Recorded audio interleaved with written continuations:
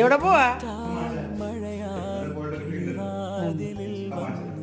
ഓ 2 kilometre.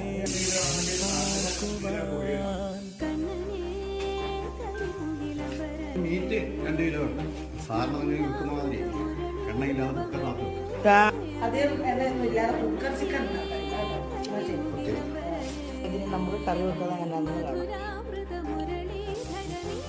ഒന്ന് വാടിയാക്കി ചേർത്ത് കൊടുക്കുകയാണ്. അപ്പോൾ നമുക്ക് ഇതൊക്കെ മാറ്റാം. അതിലാണ് ഞാനിത് മുറിച്ചെടുത്തിരിക്കുന്നത്. അപ്പോൾ